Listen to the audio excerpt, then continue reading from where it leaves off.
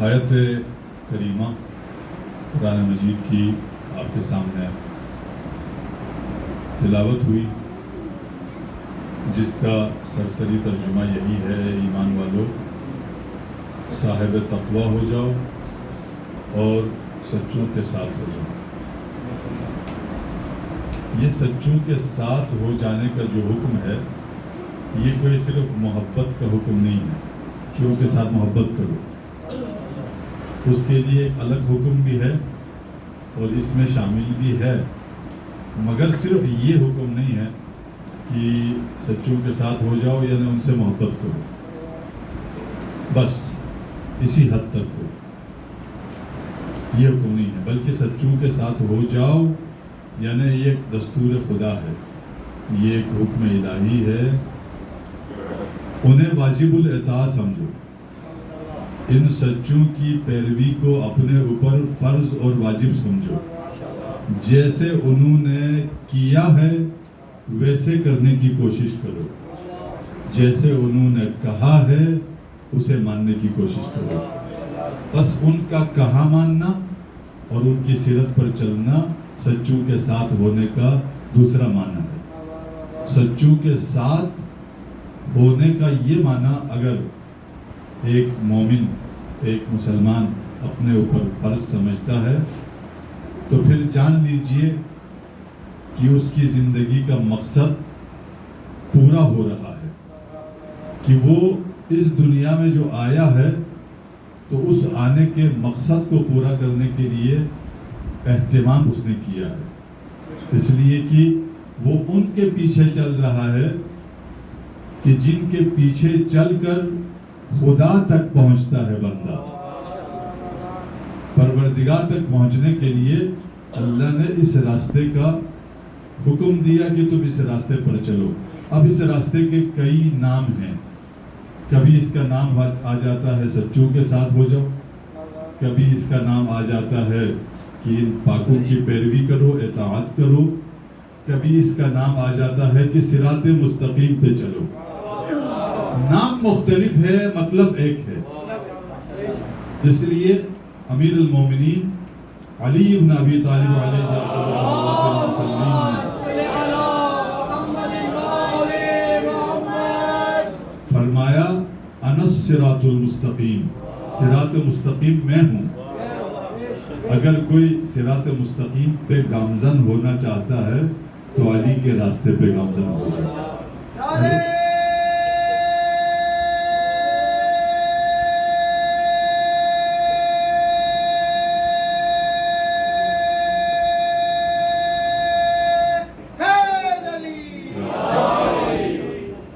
راہ علی صراط مستقیم ہے۔ آپ نے سرکار دو عالم نے فرمایا کہ تم دیکھ لو کہ اگر حق کے بارے میں کچھ شبہ رکھتے ہو اور تم ارشادات سے نہیں سمجھ پاتے ہو تو ایک ہستی کو دیکھ کر چلو، وہی حق ہوگا۔ علی مع الحق والحق مع علی، علی حق کے ساتھ ہے، حق علی کے ساتھ ہے، علی جدھر مڑے حق ادھر کو مڑتا ہے۔ اگر تمہیں آیات سے کچھ سمجھ نہ آتا، حدیثوں سے کچھ سمجھ نہ آیا تو پھر اس ہستی کو دیکھو، یہ جیسے چلتے ہیں ویسے چلتے رہو، ان کے پیچھے چلتے رہو، ان کے نشان قدم پہ قدم رکھ کے چلتے رہو۔ ایک شخص جنگ صفین، جنگ جمل کے موقع پر، جنگ جمل کا تو مومنین کو پتہ ہے، مولا کے خلاف جو جنگ بڑھکائی تھی، 3 جنگیں بڑھکائی تھی، ایک کا نام جنگ جمل تھا، جو پہلی جنگ تھی مولا کی خلافت ظاہری کے بعد آپ کے خلاف اس کی آگ بڑھکائی گئی، اس کے بعد جنگ صفین پیدا کی گئی، اس کے بعد جنگ نہروان سامنے لائی گئی، یعنی مولا کی 4 سالہ، پونے 5 سالہ اس دور خلافت ظاہری میں مولا کو کام کرنے کا موقع نہ دیا گیا، جنگوں میں الجھائے رکھا۔ پہلے یہ جنگ بھڑکائی گئی، اس کو کہتے ہیں جنگ جمل۔ جنگ جمل کے اندر ظاہر ہے کچھ حق پرست لوگ مولا کے ساتھ تھے کچھ لوگ جمل والوں کے ساتھ تھے، اور ایک طبقہ یا ان کا ایک سربراہ، چھوٹا سا طبقہ تھا، اس کا ایک سربراہ تھا، وہ الگ الگ سے وہاں تھا، نہ جمل والوں کی طرف تھا نہ مولا کی طرف آتا تھا۔ مولا نے کسی کو بھیجا، آیا تھا وہ صحرا میں جہاں جنگ ہو رہی تھی، جہاں میدان جنگ تھا، میدان جنگ میں حاضر ہوا تھا، مگر ادھر بھی نہیں تھا ادھر بھی نہیں تھا، تیسرے فریق کے طور سے موجود تھا، خیمے بھی لگاتا تھا، وہاں رہتا بھی تھا۔ مولا نے کسی کو بھیجا، اس کو کہو کسی ایک طرف ہو جاؤ، یا ہماری طرف آ جاؤ یا اس طرف ہو جاؤ، کیوں اس طرح سے الگ الگ ایک تیسرے فریق کے طور سے پھرتے ہو؟ تو اس نے جواب دیا، مولا سے کہیے، یا خود آیا، عرض کیا کہ مجھے حق کی سمجھ نہیں آ رہی ہے کہ حق کس طرف ہے، میں اس طرف دیکھتا ہوں بڑی بڑی پگڑیوں والے بیٹھے ہوئے ہیں، لمبی لمبی داڑھیوں والی بھی ہیں، اور بی بھی ہے، تو سمجھتا ہوں کہ اس طرف حق ہوگا۔ اس طرف دیکھتا ہوں تو آپ کو دیکھتا ہوں، اصحاب بدر کو دیکھتا ہوں، اصحاب احد کو دیکھتا ہوں، دوسرے بڑی بڑی ہستیوں کو دیکھتا ہوں، تو میں کنفیوز ہو گیا ہوں، مجھے معلوم نہیں ہو رہا کہ حق کس طرف ہے۔ مولا نے فرمایا، وہ حق، تیری ماں تیری مصیبت میں بیٹھے، تو لوگوں کی پگڑیوں داڑھیوں اور چہروں سے حق کو پہچاننا چاہتا ہے؟ اعرف الحق تعرف اہلہ، پہلے حق کو پہچانو پھر اہل حق کو پہچانو گے۔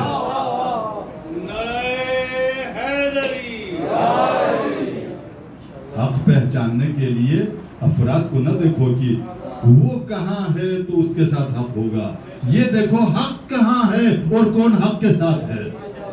کیا تو نے یہ حدیث نہیں سنی، علی مع الحق والحق مع علی، علی حق کے ساتھ ہوتا ہے، حق علی کے ساتھ ہوتا ہے؟ یہ حدیث سنی ہے؟ اس نے کہا سنی ہے۔ تو پھر تیرے شبے کا ازالہ ہو گیا، تیرے دل میں پھر بھی شک ہے؟ تھوڑا سوچا، اس نے کہا، مولا اب تو میرے دل میں جو کچھ شبہ تھا وہ ختم ہو گیا، میں آپ کے ساتھ آ جاتا ہوں۔ سچوں کے ساتھ ہونے کا معنی یہ ہے کہ دل و جان کے ساتھ سچوں کے ساتھ ہو جاؤ، حق کے ساتھ ہو جاؤ۔ حق کے ساتھ ہونے میں ذرا دیر نہ لگاؤ۔ جب حق کو پہچان لیا نا، جب حق سامنے کھل کر آ گیا، جب حق کا پرچم تجھے نظر آ گیا، تو بس ذرا دیر نہ لگاؤ اس حق کے ساتھ دینے کے لیے، پھر باطل کو ٹھکرا دو۔ قرآن کریم نے فرمایا، وَلَا تَرْكَنُوا إِلَى الَّذِينَ ظَلَمُوا، تم ان ظالموں کی طرف جھکاؤ پیدا مت کرو، ان کے ساتھ ہونا تو دور کی بات، ان کی طرف جھکاؤ بھی نہ رکھو، قلبی جھکاؤ، ذہنی جھکاؤ بھی نہ کرو، ان کی طرف مائل بھی نہ ہو جاؤ، ان کی طرف تھوڑا سا بھی اپنا میلان طبع نہ کرو، ان سے تنفر کرو، نفرت کرو۔ ظالم جہاں ہے اس سے نفرت کرو، ظلم سے نفرت کرو، ظالم سے نفرت کرو، حق کی طرف آؤ، حق کا ساتھ دے دو۔ یہ واجب الاطاعہ حکم ہے، یہ ہستیاں واجب الاطاعہ ہیں۔ جو لوگ کہتے ہیں، جو مسلمان کہتے ہیں، ہمیں ان پر ترس بھی آتا ہے، رحم بھی آتا ہے، جو کہتے ہیں کہ جی ہم الحمدللہ محب اہل بیت ہیں۔ آپ کس بات کے محب اہل بیت ہیں؟ نماز آپ کے مخالفین اہل بیت کے مطابق ہے، اٹھنا بیٹھنا آپ کے مخالفین اہل بیت کے مطابق ہے، آپ کی کوئی چیز اہل بیت کے مطابق نہیں ہے، تو پھر آپ کس چیز کی محبت کرنے والے ہیں؟ محبت تو اسے کہتے ہیں کہ اس محبت کے تقاضے پر عمل کیا جائے۔ محبت کا تقاضا یہ ہے کہ محبوب جو کرے محب اس کے پیچھے پیچھے چلے۔ ویسے بھی محبوب جو کچھ چاہتا ہے، محب تو عاشق تو وہ ہوتا ہے جو اپنے معشوق کو دیکھتا رہتا ہے کہ وہ چاہتا کیا ہے، جو وہ چاہتا ہے وہ کرنے کی کوشش کرتا ہے۔ ابھی وہ کہہ دے اور حکم دے دے یہ تو بہت ہی قریب کی بات ہے، چاہے بس اس کی چاہت معلوم کرے۔ عاشق اور محب کا کام یہ ہوتا ہے۔ محب حقیقی ایک تو ہوتا ہے صرف دل میں چاہت پیدا ہونا، دل میں چاہت پیدا ہونا۔ عزاداران امام زین العابدین، یہ کوئی اختیاری عمل نہیں ہے، دل میں چاہت پیدا ہونا یہ کوئی اختیاری عمل نہیں ہے۔ آپ نے ایک کمال کو دیکھا، مشاہدہ کیا کسی نے کوئی کرتب دکھا دیا، بہت کمال کا کرتب دکھا دیا، اب آپ کا دل بس اس کرتب کو پسند کرنے لگ گیا. کیا آپ کے اختیار میں تھا؟ نہیں تھا. اس کا کرتب ہی ایسا تھا کہ آپ نے کہا واہ واہ واہ کیا بہت زبردست. کسی نے کوئی اچھی آواز میں کوئی اچھی نعت سنائی، کوئی اچھا کلام سنایا، بے اختیار ہم اسے چاہنے لگ جاتے ہیں، اس لیے کہ کلام آواز ہے، حسن ہے، ایک کمال ہے. کمال کی طرف جھکاؤ انسان کی فطرت میں ہے، وہ اس کے اختیار میں نہیں ہے. کمال جہاں پر بھی ہے وہ اس کا اعتراف بھی کرتا ہے، اس کی طرف چاہت بھی پیدا ہوتی ہے. اب ائمہ طاہرین اور ان سچوں کو جب ہم دیکھتے ہیں تو وہ بشریت کے سب سے بڑے کمال پر فائز ہیں. جب اس کمال اعلیٰ کو کوئی تھوڑا سا بھی سمجھ لیتا ہے تو ان کی طرف تھوڑا سا جھکاؤ پیدا ہو جاتا ہے. اسی کو کہتے ہیں محبت پیدا ہونا. محبت یہ ہے. اگر اسی محبت پر اکتفا کریں تو یہ محبت تو ہندوؤں کو بھی ہے. بہت سارے ہندوؤں نے مرثیہ کہا، بہت سارے ہندوؤں نے کلام کہا، بہت سارے ہندوؤں نے کہا کہ ہم تو مسلمانوں سے بھی اچھے حسینی ہیں. دعویٰ ہے ان کا، بہت سارے شعراء کا دعویٰ ہے. یہ تو عیسائیوں کا بھی دعویٰ ہے کہ ہم بھی حسین کے چاہنے والے ہیں، ہم بھی حسین کے اس کمال کو، اس قربانی کو داد دیتے ہیں، ماشاءاللہ جزاک اللہ کہتے ہیں. فلسطین کے اندر مسلمانوں نے جو استقامت دکھائی ہے غزہ کے اندر، ان کے ہم مسلک ہیں نہیں ہیں، مگر داد تو دیتے ہیں نا کہ وہ جھکے نہیں ہیں. جتنا اسرائیل نے ان کے اوپر بمباری کی اور ان کو قحطی میں ڈالا، اور اس وقت ان کا کوئی آخری گھر بھی ختم ہو گیا، ایک دانہ گھر بھی غزے میں اب نہیں رہا رہنے کے قابل، مگر وہ جھک نہیں گئے. ان کو اسرائیل کو مانا نہیں، وہ شہید ہو گئے، مر گئے، قحطی کا شکار ہو گئے، سب کچھ ہو گیا، مگر جھکے نہیں. تو ہم کہیں گے ماشاءاللہ جزاک اللہ، داد تو ہم دیتے ہیں، مگر یہ صرف ایک ان کی اس کمال کو ماننے کی حد تک ہے. اب کسی نے مولا کائنات امیر المومنین علی بن ابی طالب علیہ السلام کے فضائل کو سنا، آپ کی شجاعتوں کو سنا، خیبر کی شجاعت، خندق کی شجاعت، دیگر معرکوں کی شجاعت. کون ہوگا جو دنیا کے اندر اس شجاعت کو ناپسند کرتا ہوگا؟ اس شجاعت کو تو ہر کوئی پسند کرتا ہے. سبحان اللہ. عمر ابن عبدود جو اس دور کا ایسا پہلوان تھا کہ 2 سال کی اونٹنی کو یا 3 سال کے اونٹ کو ایک ہاتھ سے اٹھا کر اپنے لیے ڈھال بنا دیتا تھا، ایسا پہلوان تھا. ایسے پہلوان کے اوپر مولا کائنات ایسے غالب آ جاتے ہیں کہ اس کے سینے پر چڑھ جاتے ہیں. تو دنیا کے اندر کوئی بھی دیکھنے والا ہوگا تو کہیں گے شاباش مولا علی، ماشاءاللہ جزاک اللہ، نعرہ مارے گا. یہ تو کوئی ہمارا کمال نہیں ہے، یہ تو سارا کمال مولا کا ہے. کائنات والوں نے اگر داد دی ہے تو اس کمال کے لیے داد دی ہے. داد دینے والوں کا کوئی خاص کمال نہیں ہے، داد لینے والے کا کمال ہے، داد دینے والے کا کوئی کمال نہیں ہے. در خیبر جو 40 لوگ اسے بند کرتے تھے، کھولتے تھے، پتہ نہیں اتنا بھاری بھرکم لوہے کا دروازہ تھا اور بہت قلعے کا دروازہ تھا. مولا کائنات نے اسے اکھاڑا اور اپنے ایک دست مبارک سے اسے اٹھا دیا. اسے اٹھا کر نہ صرف یہ کہ اٹھا کے اس طرف رکھا، بلکہ اسے اس خندق کے اوپر پل بنا دیا اور مسلمانوں کو اس پل سے گزار دیا آگے. اسی لیے فرمایا کہ در خیبر کو مولا نے مادی ہاتھ سے نہیں اٹھایا، بلکہ اس ید خدا سے، جسے ید اللہ کہتے ہیں، اس ہاتھ سے اٹھایا تھا.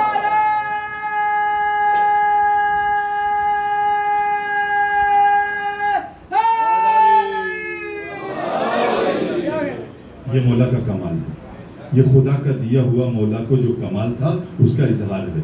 وہ تو مولا کا کمال ہو گیا.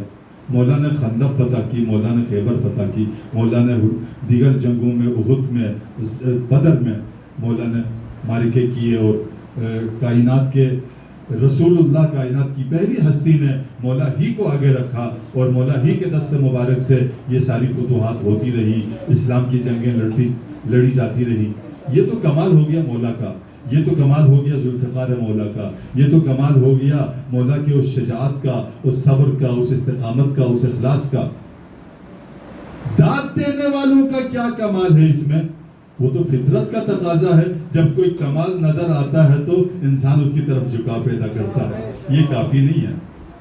بس دیکھنا چاہیے کہ دیکھنے والے، سننے والے، سمجھنے والوں کا بھی کوئی کمال سامنے آ جائے. وہ کمال مولا کی اطاعت سے پیدا ہوتا ہے. اگر کوئی مولا کی اطاعت میں تھوڑا قدم بڑھائے تو اب مولا کا کمال تو اپنی جگہ ہے، مولا کی اطاعت کرنے والوں کا کمال اونچا ہوتا جاتا ہے.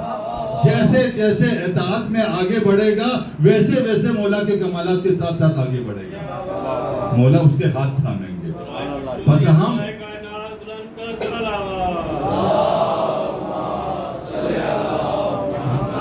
یہ ہمارا کمال ہے کہ ہم کتنے اطاعت گزار ہیں، کتنے مطیع ہیں، کتنے فرمان بردار ہیں. جی والد صاحب کما کر لاتے ہیں، گھر کو ہر قسم کی آسائش فراہم کرنے کی کوشش کرتے ہیں تو بچے کہتے ہیں واہ ابا جی واہ سبحان اللہ. یہ کہنا ابا جی کی قدردانی نہیں ہے. قدردانی تو وہ ہے کہ ابا جی جو چاہتے ہیں وہ کریں. ابا جی کہتے ہیں کہ آپ ڈاکٹر بنے تو ڈاکٹر بننے کی کوشش کریں. ابا جی چاہتے ہیں آپ انجینئر بنے تو انجینئر بننے کی کوشش کریں. بابا جی چاہتے ہیں کہ آپ معاشرے کے ایک مفید ترین فرد بنے تو وہ بننے کی کوشش کریں. بابا جی چاہتے ہیں کہ اب گھر کی ذمہ داریاں اٹھانے لگ جائیں تو اٹھانے لگ جائیں. آپ کا کمال یہ نہیں ہے کہ بابا کو ابا جی کو داد دیتے رہیں. آپ کا کمال یہ ہے کہ ابا جی کی نیتوں پر عمل کرنا شروع کر دیں. آپ کا کمال وہاں سے آنا شروع ہو جائے گا.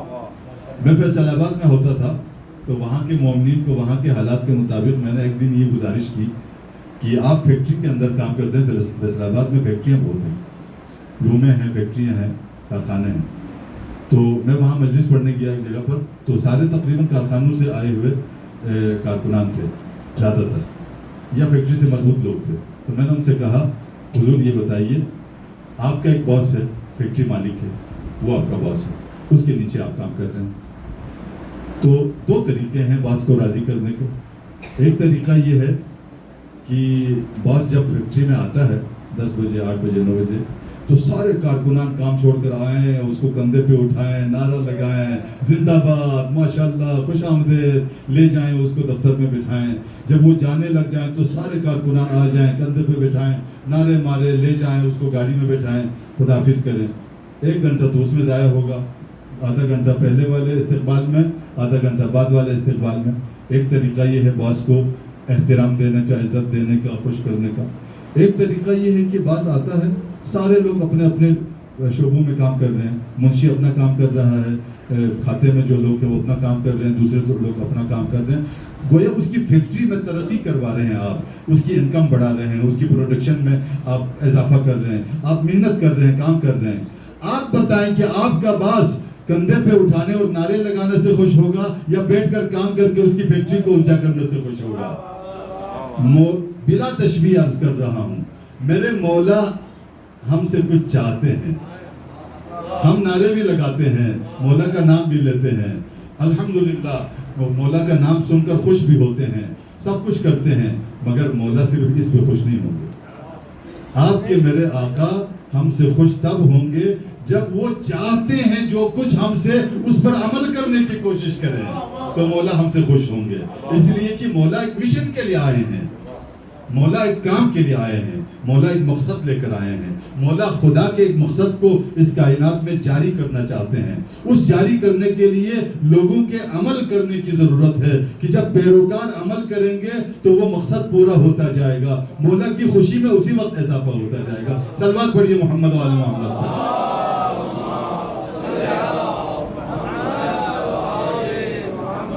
یوں تو مولا کائنات ایک دفعہ کہیں جا رہے تھے تو انبار نامی جگہ پر پہنچے، خلافت ظاہری میں تھے. انبار نامی جگہ پہ پہنچے، دورے پہ گئے تھے، کہیں تشریف لے کے جا رہے تھے. تو ایسے میں انبار والے جو لوگ تھے، گاؤں تھا، قصبہ تھا، ان کی روایت یہ تھی کہ کوئی بڑی شخصیت، بادشاہ یا کوئی حکمران آتا تھا تو وہ بنگڑے ڈالتے تھے اور اس کے آگے نعرے لگاتے تھے، شور کرتے تھے، استقبال کرتے تھے. مولا آئے تو انہوں نے کہا مولا تو خلیفۃ المسلمین ہے، لہٰذا ان کے لیے بھی یہ کام جو بادشاہوں کے لیے ہم کرتے ہیں کرنا چاہیے. انہوں نے بنگڑے ڈالنا شروع کر دیے، شور کرنا شروع کر دیا، زندہ باد کرنا شروع کر دیا. مولا نے بہت شدت سے کہا یہ کیا کر رہے ہو تم لوگ، یہ بےہودگی کیا کر رہے ہو؟ وقار سے رہو. مومن کے اندر وقار ہونا چاہیے. یہ وقار کے خلاف جو حرکتیں کر رہے ہیں، بنگڑے ڈالنا، یہ کرنا وہ کرنا، نہ کرو. مولا نے اپنے لیے کیا ہوا استقبال روک دیا، فرمایا ایسا کام نہ کرو، وقار سے ملو، اور میں آیا ہوں تو مجھ سے کچھ پوچھ کر کچھ حاصل کرنے کی کوشش کرو. یہ تعلیم ہے، یہ درس ہے. ہم ائمہ طاہرین کی مجالس کرتے ہیں، ائمہ طاہرین کے ذکر کرتے ہیں، ائمہ طاہرین کے فضائل و مناقب کے کچھ گوشے بیان کرتے ہیں، تو یہ ہماری اپنی نورانیت کے لیے بھی ضروری ہے. ہم کہتے ہیں نا یہ عبادت ہے. یہ عبادت تب ہوگا ذکر جب اس ذکر کے مطابق تھوڑا تھوڑا عمل بھی ہو جائے گا. یہ اس ذکر کی عبادت کا مفہوم تب ظاہر ہوگا. وہ کرنا صرف ذکر کرنا، یہ شاید اس معنی کا عبادت نہیں ہوگا. صرف ذکر کرنا تو کوئی مقصد نہیں ہے. آپ کہتے ہیں کہ قرآن بہت پیاری کتاب ہے، سبحان اللہ، قرآن جیسی کتاب کائنات میں کوئی نہیں ہے، لا ریب کتاب ہے، جس کے اندر لا رب ولا یا بسم اللہ فی کتاب مبین، خشک و تر کا تذکرہ قرآن مجید میں ہے. کیا بات ہے قرآن مجید کی، بے مثال کتاب ہے. قرآن مجید میں علم غیب ہے، قرآن مجید میں دستور الہی ہے، قرآن مجید کلام خدا ہے، کلام مجید پیغمبر کے اوپر نازل ہونے والی وحی ہے، وغیرہ وغیرہ. خوب قرآن مجید کی تعریف و تمجید کریں، اور قرآن مجید پر سیمینارز کریں، کانفرنسز کریں، اور بہت کچھ مقالے لکھیں، مگر نہ قرآن کو کھول کر دیکھنا چاہیں، نہ قرآن کے اوپر عمل کرنا چاہیں، تو اس تعریف کا فائدہ ہی کیا ہوگا؟ قرآن کی تعریف کا فائدہ تو تب ہوگا جب اس نسخے کو کھول کے دیکھیں کہ یہ قرآن کہتا کیا ہے. کہنے کو سمجھیں، سمجھنے کے بعد میرے عمل کی باری آ جائے گی. یہ نسخہ شفا ہے نا بیماریوں کے لیے. نسخہ شفا ڈاکٹر سے لکھوا دیا. اللہ طبیب عالم ہے، عالم کے طبیب نے بندوں کے مرض، تمام امراض کے نسخے لکھ دیے قرآن مجید کے اندر. اگر ایک ڈاکٹر نے نسخہ لکھ دیا میرے لیے کہ مولانا تیری اس بیماری کے لیے یہ نسخہ لکھ دیتا ہوں، یہ دوائیاں لے کر کورس مکمل کر کے کھا لیں، پھر مجھے دکھا دیں. میں نے اس کا نسخہ لیا، اسے دیکھا، چون کے جیب میں رکھ دیا. میری بیماری ٹھیک ہو جائے گی؟ میری بیماری جو کی تو ہے. میں نے نسخے کو احترام بہت دیا، ڈاکٹر کا شکریہ بھی ادا کیا، تعریف بھی بہت کی، بہت اسپیشلسٹ ہے، بہت بڑا ہے. مگر جب تک میں اس نسخے کو لے کر میڈیکل اسٹور میں نہ جاؤں، مطلوبہ دوائیاں وہ بھی 2 نمبر کی نہ ہو لے لوں، لے کر مطلوبہ دوائیاں اسے مقررہ اس کی لکھی ہوئی تحریر کے مطابق استعمال نہ کروں، جو پرہیز بتایا ہے وہ پرہیز بھی کروں، ظاہر فلاں نہ کھاؤ فلاں نہ کھاؤ، یہ بھی پرہیز کروں. اس کے بعد جب ہفتہ 2 ہفتہ گزر جائے گا تو وہ دوائیاں اثر کرنی شروع کر دیں گی، پھر میری بیماری کے ٹھیک ہونے کے چانسز آ جائیں گے. وگرنہ نسخہ جیب میں لے کے پھرنے سے میری بیماری ٹھیک نہیں ہوگی. قرآن ایک نسخہ ہے عزیزان گرامی، قرآن ایک نسخہ ہے. اسے چوم کر تاقچے میں رکھنے سے شفا نہیں ملتی، اسے صرف پڑھ کر رکھنے سے شفا نہیں ملتی ہے، اسے سمجھ کر بند کر کے رکھنے سے بھی شفا نہیں ملتی ہے. جو کچھ قرآن نے اس میں کھانے پینے، اٹھنے بیٹھنے، جانے آنے، شادی بیاہ، زندگی گزارنے، سیاست، بین الاقوامی تعلقات، عسکری تعلقات وغیرہ وغیرہ جتنے دستور دیے ہیں، جب تک ہم سماجی اعتبار سے، انفرادی اعتبار سے، گھریلو اعتبار سے اس پر عمل نہیں کریں گے، ہماری بیماریوں کی شفا نہیں ہوگی. اہل بیت بھی اسی طرح ہے. جب تک ان کی پیروکاری نہیں ہوگی، میرے امام سجاد کے مطابق ہم چلنے کی کوشش نہیں کریں گے، واجب الاطاعہ امام قرار نہیں دیں گے. میرے اور دیگر کروڑوں اربوں لوگوں کا، آپ کے میرے اور ان کا فرق یہی ہے کہ ہم امام کو، ولی کو واجب الاطاعہ سمجھتے ہیں. جو وہ کہتا ہے میرے اوپر واجب ہو جاتا ہے. وہ دوسرے لوگ صرف محبت کرتے ہیں، کہتے ہیں کہ آل رسول بہت اچھے ہیں، ماشاءاللہ جزاک اللہ، بہت زبردست ہیں. امام حسین نے بہت کارنامہ کیا. امام سجاد بہت زبردست عبادت فرمانے والے امام ہیں. امام زین العابدین کی کیا ہی بات ہے، امام جعفر صادق کی کیا ہی بات ہے. وہ صرف تعریف کرتے ہیں. ہم میں اور ان میں فرق یہی ہے کہ ہم تعریف بھی کرتے ہیں، ان تعریفوں کو مانتے بھی ہیں، اور کہتے ہیں کہ میرے آقا جو چاہیں گے وہ مجھ پر واجب ہو جائے گا. مجھے اس سے 1 انچ آگے پیچھے ہلنے کی اجازت نہیں ہوگی. میں اس خط پہ چلوں گا جو لکیر میرے مولا نے کھینچی ہے. امام سجاد نے جو لکیر کھینچی ہے اس لکیر پر چلنے کو کہتے ہیں امام ماننا. اور آپ ایک کو نہیں، دو کو نہیں، 12 اماموں کو ماننے والے ہیں الحمدللہ. صلوات پڑھیے.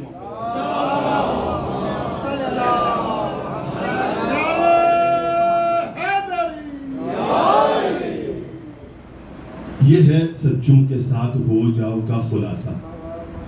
اگر یہ مقصد پورا نہ ہو جائے اور صرف صلوات اور درود اور فضائل اور مناقب سنا لیے، جان لیے، مان لیے، وہاں بھی کافی نہیں ہے. ضروری ہے، سننا بھی ضروری ہے، سنانا بھی ضروری ہے، ماننا بھی ضروری ہے، منوانا بھی ضروری ہے، مگر یہ کافی ضروری ہے، کافی نہیں ہے. کافی ہونے کے لیے ماننے کے بعد ماننے کا جو اثر ہے وہ ہماری زندگی میں نظر آنا چاہیے کہ میری زندگی میں کچھ تو اثر، کچھ تو جھلک نظر آ جائے نا، کچھ عکس تو نظر آ جائے، کوئی چیز تو منفرد ہو نا مومن میں. ایک اور مسلمان کی نسبت سے، ایک اور انسان کی نسبت سے. اسی لیے آپ کے میرے چھٹے امام جعفر صادق علیہ السلام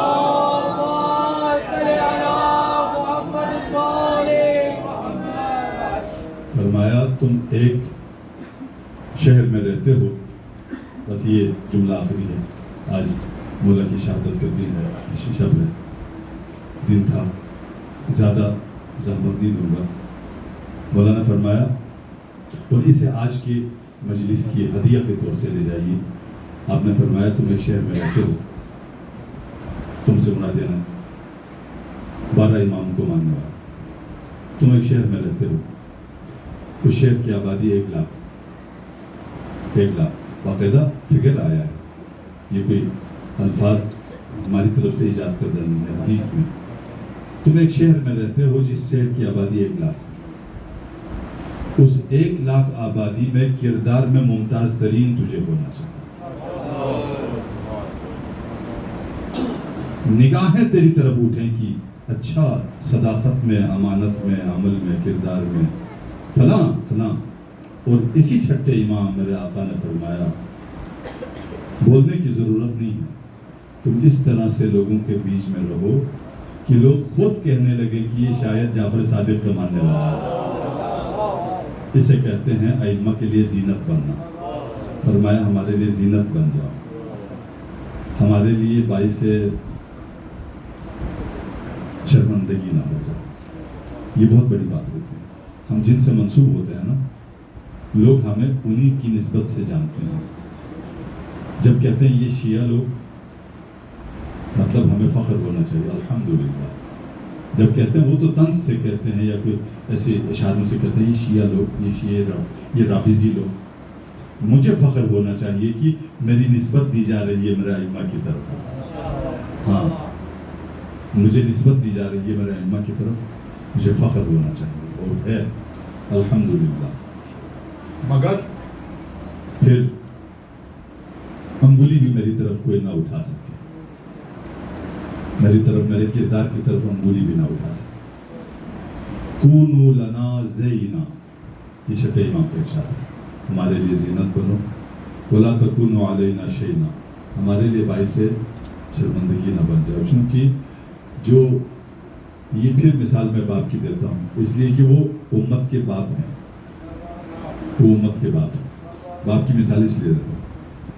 میرا بیٹا کوئی حرکت کرے گا اور لوگ کہیں گے کہ مولانا کے بیٹے نے یہ کیا، تو مجھے اس بیٹے سے زیادہ شرمندگی ہوگی، کیونکہ وہ مجھ سے منسوب ہے، میری اولاد. اب ہم ان کی روحانی اولاد ہیں، وہ دست شفقت ہم پر رکھتے ہیں. میری وجہ سے ان پر کوئی انگلی اٹھا لے، میری وجہ سے، میری کسی کمزوری کی وجہ سے، یہ جدا تو ہم اب نہیں کر سکتے کہ نہیں یہ میرا ذاتی فعل تھا، اس سے امام کا کیا تعلق ہے. لوگ تو تعلق بناتے ہیں، آپ بنائیں نہ بنائیں، لیکن لوگ تو آپ کو تعلق سے جانتے ہیں. بس یہ تعلق ہمارا اچھا ہو. اس لیے آپ کے میرے چوتھے امام جن کی شہادت کا دن آج ہے، وہ فرمایا کرتے ہیں میرے شیعہ اگر 2 چیزوں کو دو چیزوں کا خیال رکھیں، اور ان دو چیزوں کی قیمت ادا کرتے ہوئے مجھے اپنے بدن کا گوشت نوچنا پڑے تو میں نوچ لوں گا. یہ اتنے قیمتی کام ہے. ایک یہ ہے کہ وہ اسرار کی حفاظت کرے، سر رازوں کی حفاظت کریں. مذہب کے کچھ راز ہیں عزیزان کرام. سوشل میڈیا کا دور ہے، ہر راز فاش کرنے والا نہیں ہوتا، ہر بات اوپن کرنے والی نہیں ہوتی. اسے سمجھنے کی ضرورت ہے، اسے سمجھنے کی ضرورت ہے. رازوں کی حفاظت کرنے پہ مولا فرماتے ہیں، چوتھے مولا فرماتے ہیں اگر ہمارے رازوں کی حفاظت کریں اور اس کی قیمت کے طور سے مجھے اپنے گوشت نوچنا پڑے تو میں نوچ لوں گا. اتنا ہے. اور دوسرا مولا فرماتے ہیں اپنے جذبات پہ قابو رکھیں، آپے سے باہر نہ ہو جائے. سمجھداری، عقل مندی، ہوش مندی، مذہب کی مصلحتوں کو پیش نظر رکھو اور اپنے جذبات پہ قابو رکھو. دیکھو میرے مذہب کے متعلق میرے جذبات کیا ہوں گے. اگر میں جذبات میں آ کر اپنی عقیدت کی وجہ سے میں کچھ ایسی بات کر بیٹھوں یا کوئی حرکت کر بیٹھوں جس کے اثرات دوسروں کے اوپر برے پڑ جائیں، اللہ اکبر. مولا فرماتے ہیں جذبات پہ قابو رکھو. مولا نے آج کے دور کو بھی پیش نظر رکھا، آنے والے دور کو بھی پیش نظر رکھا، گزشتہ ادوار کو بھی پیش نظر رکھا. دو کام کرو، سر کو سر رکھو، راز کو راز رکھو. راز کو عیاں نہ کرو. مذہب کے کچھ راز ہیں، ان پہ بات کرنے کی ضرورت ہے، ان پہ تربیت کرنے کی ضرورت ہے. سال جو جماعت آپ قائم کریں گے یہاں پر انشاءاللہ نماز جماعت ہوگی، ایک روشن دماغ اور ایک عالم فاضل آپ کے پاس ہوگا. وہ آپ کو نجی محفلوں میں بتائے گا کہ کیا راز ہیں ہمارے. سوشل میڈیا کے دور ہے، راز فاش کرنا. میں مکہ میں تھا، بس یہ میری گفتگو کا آخری حصہ. میں مکہ میں تھا بہت سال پہلے، تو وہاں ایک سید صاحب مجھے دیکھ کر مجھے ملنے آئے. کہا آپ واقعی متحری ہیں؟ میں نے عرض کیا جی میں متحری ہوں، لیکن معذرت خواہ ہوں کہ میں نے آپ کو نہیں پہچانا. ہاں آپ نہیں پہچانیں گے، میں نے آپ کو ہادی ٹی وی سے پروگرام کرتے ہوئے دیکھا تھا اور آپ کے نام سے آشنا ہوں. میں افریقہ کے فلاں ملک میں امام جماعت ہوں اور میں ہندوستان لکھنؤ کا رہنے والا ہوں اور میں 40-45 سال سے وہاں کام کر رہا ہوں. بزرگ تھے. شیخ محسن جو آپ کے استاد ہیں وہ میرے ہماسر ہیں، نجف میں ہم ساتھ پڑھتے تھے. ان کو میرا سلام دیجیے گا. اور پھر کچھ ہماری تعریف کی کہ آپ لوگ اچھا کام کر رہے ہیں، یہ کر رہے ہیں. پھر ایک چینل کا نام لیا، اپنے مومنوں کے ایک چینل کا نام لیا. کہا فلاں چینل والوں کے سے آپ کی کوئی آشنائی ہے؟ تو میں نے کہا جی آشنائی ہے، بلکہ کچھ احباب سے ہماری دوستی یاری بھی ہے. تو کہنے بہت ایک شدید جملہ کہہ کر کہنے لگے ان کو میرا پیغام دے دیں، تم ایک سیف جگہ پر بیٹھے ہو، تم جو منہ میں آتا ہے وہ تم کہتے ہو چینل کے اوپر. تمہیں نہیں پتا دنیا کے اندر شیعوں کے اوپر اس کے کیا اثرات پڑتے ہیں. میں جس شہر میں رہتا ہوں اس شہر میں 3 لاکھ کی آبادی ہے، ساری آبادی دوسری ہے، اور اس میں صرف 3000 شیعہ رہتے ہیں. صرف 3 لاکھ میں 3000، 1%. 1 لاکھ میں 1000 ہو گیا نا، 1%. 1% آبادی ہے اس شہر میں مومنین کی، شیعان علی بن ابی طالب کی. تمہارے ان بکواسات کی وجہ سے جو تم اپنے چینل پر کرتے رہتے ہو، شیعہ کے راز اور شیعہ کے معاملات کو اوپن کرتے رہتے ہو، ان 3000 شیعوں کے اوپر ہر روز ایک آفت آ جاتی ہے، ہر روز ایک آفت آ جاتی ہے. کئی لوگ شہید ہو چکے ہیں میرے اس 3000 قلیل جماعت میں سے. گریہ کی حالت میں اس سید بزرگوار نے مجھ سے کہا آپ لوگ کتنی احتیاط کرتے ہیں ہادی ٹی وی کے اوپر، اور کتنی نپی تلی باتیں کرتے ہیں، اور کتنے شیعیت کے مفادات کو جو دنیا کے اندر ہیں ان کا خیال رکھتے ہیں، اور ان لوگوں کو پرواہ ہی نہیں ہے کیونکہ وہ خود ایک محفوظ شہر میں بیٹھے ہوئے ہیں جہاں ان کو کوئی گزن نہیں پہنچتا کہیں سے. انہیں نہیں پتا دنیا کے اندر مومنین اور بھی رہتے ہیں، بکھرے ہوئے ہیں، ان کو کتنا گزن پہنچ سکتا ہے. یہ جذبات پہ قابو نہ رکھنے کی وجہ سے. میں اگر غوری ٹاؤن میں محفوظ ہوں، مومنین کے درمیان میں ہوں، میں جامعۃ الکوثر میں ہوں، محفوظ ہوں، سیکیورٹی ہے، معاملات ہے، تو میں جو منہ میں آئے سوشل میڈیا پہ لکھ دوں، جو ذہن میں آئے لکھ دوں، اور جو کچھ اسرار مذہب ہے وہ لکھ دوں، اور اطراف میں دنیا کے اندر جو مومنین اکیلے رہتے ہیں، پختونخوا کے اندر جو مومنین رہتے ہیں، ان کے ساتھ کیا حشر ہوگا میرے اس کہنے کی وجہ سے، میرے اس لکھنے کی وجہ سے، اس کا ہمیں خیال ہے۔ یہی امام سجاد آپ سے مجھ سے چاہتے ہیں کہ اپنے جذبات پہ قابو رکھیں، جو بات جہاں کرنی ہے وہاں کریں، جو جہاں نہیں کرنی ہے وہاں نہ کریں۔ کیا میرے ائمہ بول نہیں سکتے تھے بہت ساری باتیں؟ بول سکتے تھے، مگر وہ، میں ایک نمونہ پھر بھی عرض کروں گا، ٹائم آپ کا لے رہا ہوں، صلوات پڑھیے محمد والے۔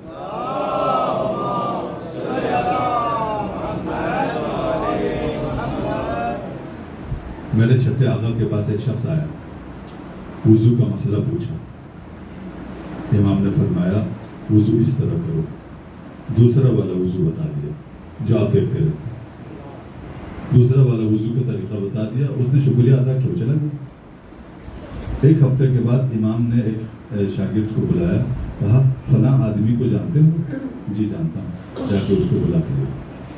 وہ گیا اور اس کو بلا کے لیا، کہا جو ایک ہفتہ پہلے تو نے مجھ سے مسئلہ پوچھا تھا اور میں نے دوسرا وضو تجھے بتایا تھا نا، وہ وضو نہیں ہے، وضو یہ ہے جو تیرے امام کے مطابق ہے۔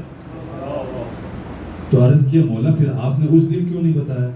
فرمایا میری محفل میں ایک جاسوس بیٹھا تھا حکمرانوں کا، جو تجھے خطرہ پیدا کر سکتا تھا، وہ یہ دیکھتا کہ یہ تو جعفر صادق کا ماننے والا ہے، تیرے لیے خطرہ ہو سکتا تھا، تجھے بچانے کے لیے میں نے تجھے فلاں وضو بتا دیا۔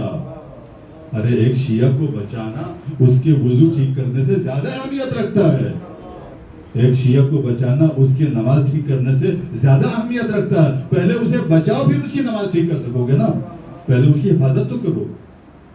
صرف آپ 4 شیعہ تو نہیں ہیں یہاں پر، سیکیورٹی میں، محفوظ شہر میں لاکھوں کروڑوں شیعہ بکھرے ہوئے ہیں جہاں میں، جہاں ایسے لوگوں کے دسترس میں شیعہ آئیں گے کہ تم یہ کہتے ہو تو تمہیں ہم یہ کریں گے، تم یہ کہتے ہو تو تمہیں ہم یہ کریں گے۔ میرے آقا سجاد ہم سے یہ چاہتے ہیں کہ تم اپنے مذہب کو پہلے سمجھو، سمجھنے کے بعد اسے دانشمندی سے اس پر عمل کرو، عقل مندی سے عمل کرو، جذبات پہ قابو رکھو عزیزان من، جذبات پہ قابو رکھو۔ یہ میرے آقا کا سلام ہو تجھ پر ہے آقا امام سجاد۔ 35 سال کس طرح سے ماننے والوں کو بچاتے رہے، خود گریہ کرتے رہے، روتے رہے، اللہ اکبر، ہر لمحہ روتے رہے۔ شاید میں یہ پہلے بھی عرض کر چکا ہوں، ایک عبداللہ زہری تھا، بہت بڑا دانشور، اس نے کہا مولا میرے بیٹے کی شادی ہے، تشریف لائیں۔ مولا نے فرمایا کربلا کے بعد ہم کسی خوشی کی محفل میں نہیں جاتے، ہم اہل بیت کی خوشیاں ختم ہو گئی۔ تشریف نہیں لے گئے، وہ چپ کر کے چلا گیا۔ 2 مہینے کے بعد آ گیا، آقا آپ کے بابا کے لیے مجلس عزا رکھی ہے، تشریف لائیں گے؟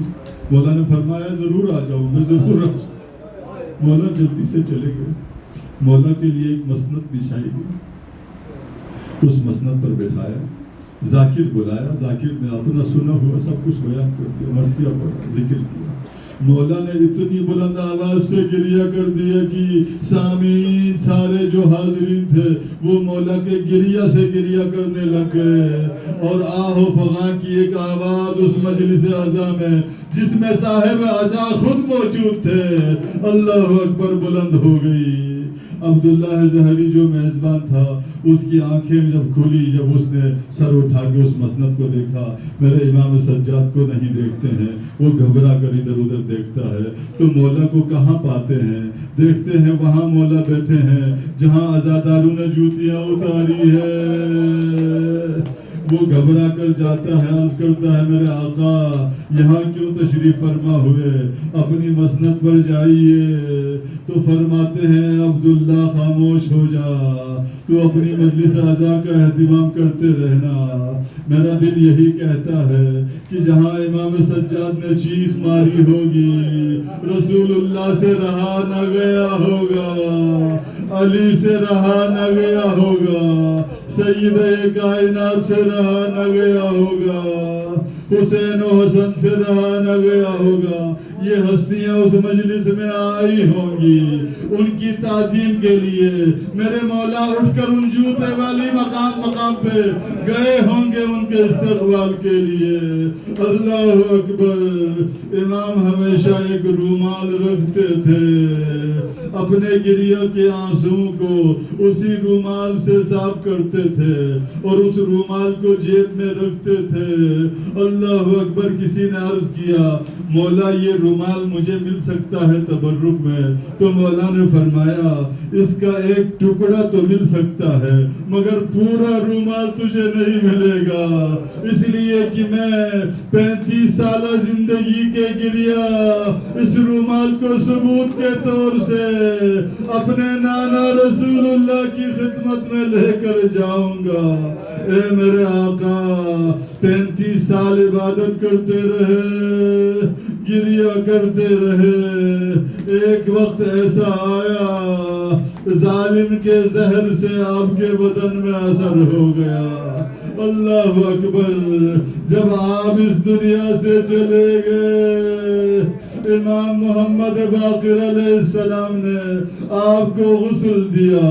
جب غسل دینے کے لیے آپ کے لباس اطہر آپ کے جسم سے علیحدہ کر دیا، پشت امام زین العابدین پر امام باقر کی نگاہ پڑی، آپ کی پشت زخمی ہو چکی تھی. امام باقر گریہ کر کے کہتے ہیں اے میرے بابا جب سب سو جاتے تھے اے اللہ اکبر یتیموں کے لیے غریبوں کے لیے راشن لے کر راتوں کو جاتے، ان کے دروازوں پر پہنچا کر آتے. ایک مرتبہ عزت و تکریم سے امام کا جنازہ اٹھا. اللہ اکبر. مگر لا یومک یومک یا ابا عبداللہ، مولا کا تابوت تو ہزاروں کے کندھوں پر اٹھا، جنت البقیع میں اپنے اجداد کے پہلو میں دفنائے گئے، مگر امام باقر کو جد امجد کے لاشے کو یاد کر کے گریہ کیا.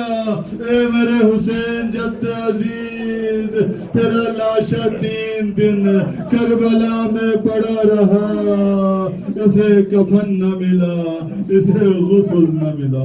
الا لعنت اللہ علی القوم الظالمین وسيعلم الذين ظلموا.